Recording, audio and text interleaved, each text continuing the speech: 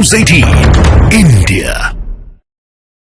हबीब जलीब ने कहा था कि हुक्मरान हो गए कमीने लोग, खाक में मिल गए नगीने लोग, हर मुहिब वतन जलील हुआ, रात का फासला तवील हुआ, आमिरों के गीत जो गाते रहे वही नामो दाद पाते रहे, रहजनों ने रेजनी की थी, रहजनों ने रेजनी की थी, रहबरों ने भी क्या कमी की थी।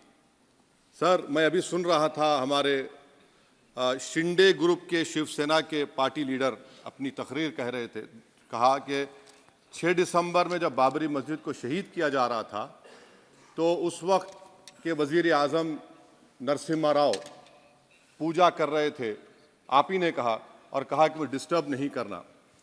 तो ये बड़ा अजीब मौका है कि बीजेपी की ताईदी पार्टी ये कह रही है कि नरसिम्हा राव ने कहा कि मुझे डिस्टर्ब मत करो, मैं पूजा कर रहा हूँ, और जिसने रथ यात्रा निकाला, इन दोनों को मोदी सरकार ने इस मुल्क का सबसे बड़ा सिविलियन अवार्ड दे दिया, सबसे बड़ा सिविलियन अवार्ड दे दिया।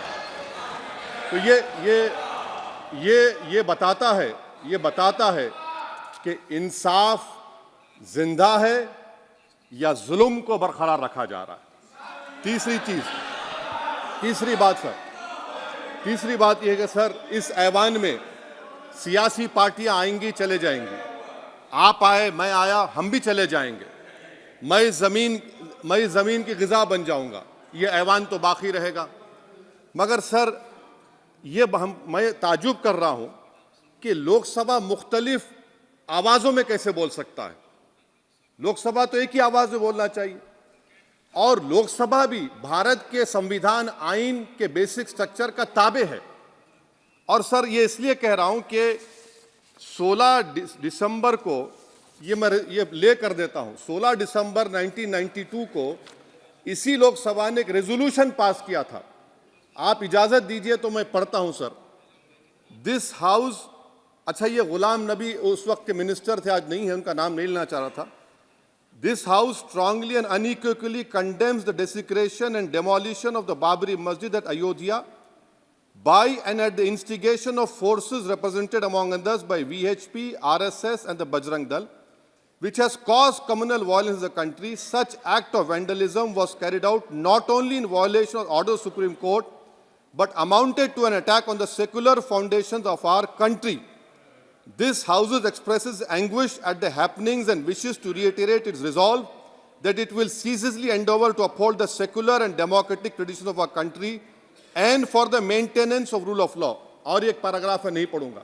मैं ताजुब कर रहा हूं कि जब इस ऐवान ने एक रेजोल्यूशन पास किया तो हुकूमत आएगी जाएगी, और हुकूमत ये मोदी हुकूमत जश्न मना रही है जो 6 दिसंबर को हुआ। तो ये एक बात है सर। चौथी बात यह है कि सर, नहीं, 6 दिसंबर के ऊपर कोई जश्न नहीं है। राम मंदिर के निर्माण की जो प्रतिष्ठा हुई है उसको संबोधन कर रहा है, और वो सर्वोच्च न्यायालय के द्वारा तथ्यों के आधार पर दिए गए निर्णय के कारण से हुआ है।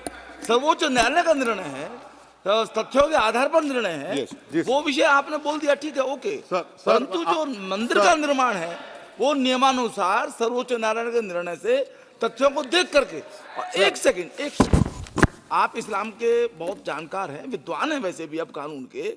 यदि किसी अन्य धर्म के स्थान पर मस्जिद बनाई जाए तो शायद उसको मान्य नहीं किया जाता। अभी एएसआई ने, सुप्रीम कोर्ट ने स्वीकार किया है कि वहां पर राम मंदिर था।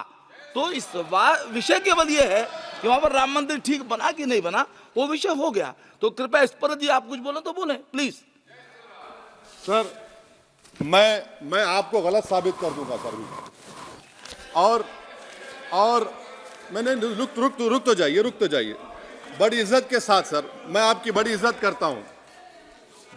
करता हूं सर। आपको मैं कोट कर रहा हूं सुप्रीम कोर्ट का जजमेंट, पैराग्राफ 1222 रोमन 17, उसमें लिखा गया है, the destruction of the mosque took place in breach of the order status को and the assurance given to this court, the destruction of the mosque and obliteration of Islamic structure was an egregious violation of the rule of law। egregious का मतलब जो छोटी मोटी अंग्रेजी में आती है वो क्रिमिनल एक्ट कहा।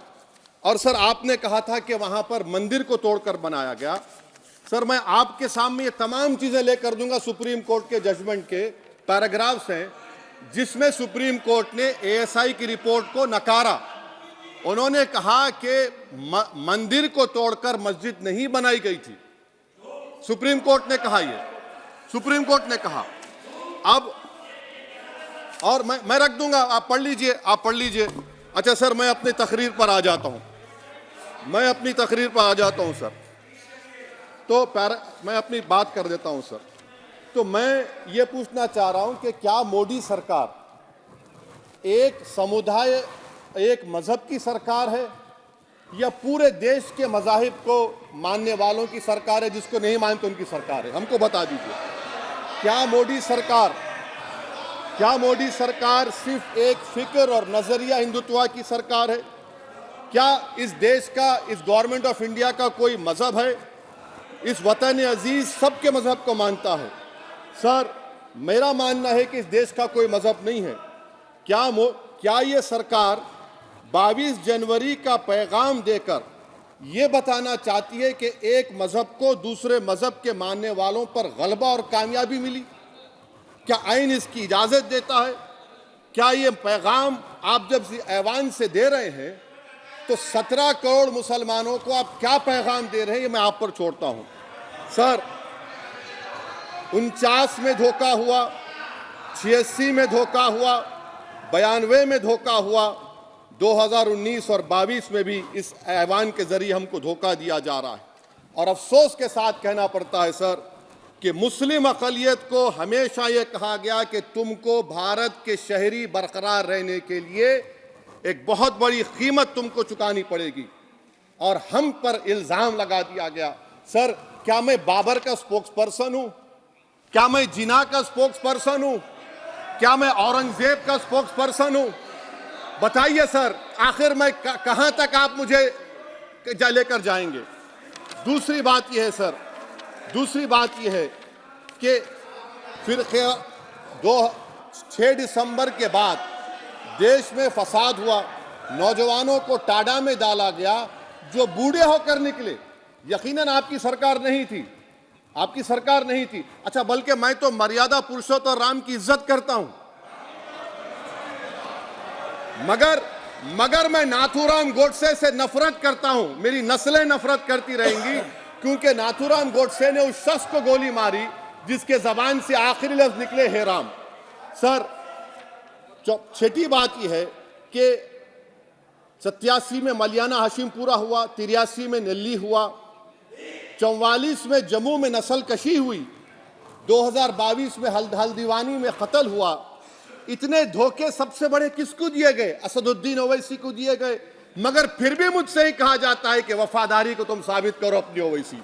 सर आज भारत के 17 करोड़ मुसलमान अपने आप को अजनबी और एलिनेट महसूस कर रहे हैं। मैं बहुत बड़ी नाइंसाफी होती है सर, ये कोई तारीखी नाइंसाफी को इंसाफ नहीं किया जा रहा है। स्पीकर बल्कि सर, अंग्रेजी में स्पीकर सर केवल एक प्रश्न का जवाब ओवैसी साहब दे दें कि बाबर को वो आक्रमणकारी मानते हैं या नहीं मानते हैं? पुष्पमित्रा संघा को आप क्या मानते हैं?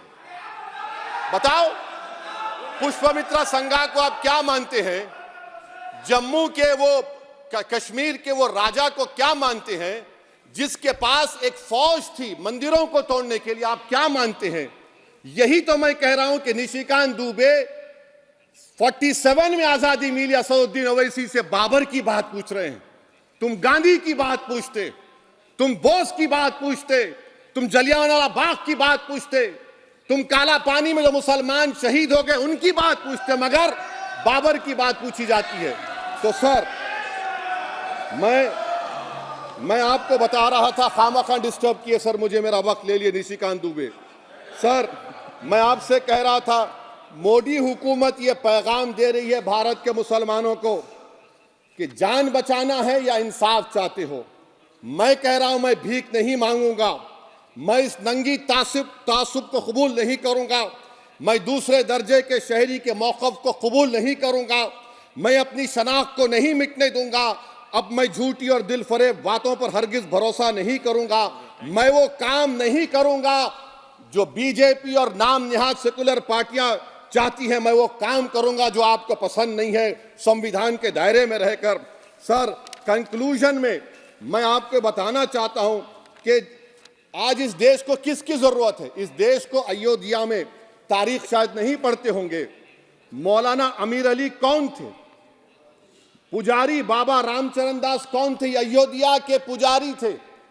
दोनों ने मिलकर अंग्रेजों के खिलाफ जंग लड़ी थी और दोनों ने, अंग्रेजों ने इनको गिरफ्तार किया और एक पेड़ पर मौलाना अमीर अली को और पुजारी रामचरण दास को फांसी दे दी गई। देश को इनकी जरूरत है।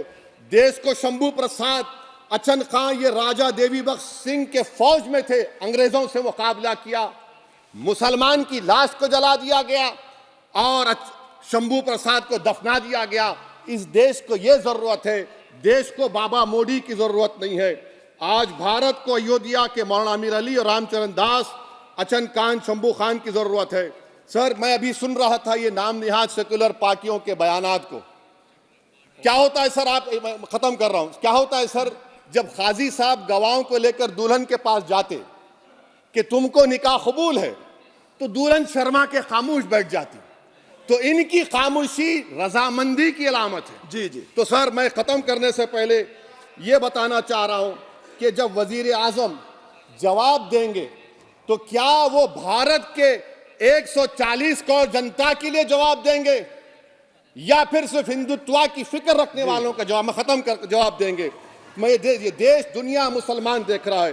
सर, मैं आपको ये भी बताना चाह रहा हूं, आखिर में कंक्लूड कर रहा हूं सर, 1 मिनट चाहिए, 1 मिनट चाहिए सर। सर, मेरा मानना यह है कि आज मैं बहैसियत एक भारत के गयूर मुसलमान के, let me stand as a tall Indian Muslim and say that the light of Indian democracy today is at its dimmest today, sir. Sir, in conclusion, मेरी फिक्र में, मेरा ईमान मुझे कहता है कि जिस जगह पर मस्जिद थी, है और रहेगी, बाबरी मस्जिद है और रहेगी, बाबरी मस्जिद जिंदाबाद, जिंदाबाद, भारत जिंदाबाद, जय हिंद।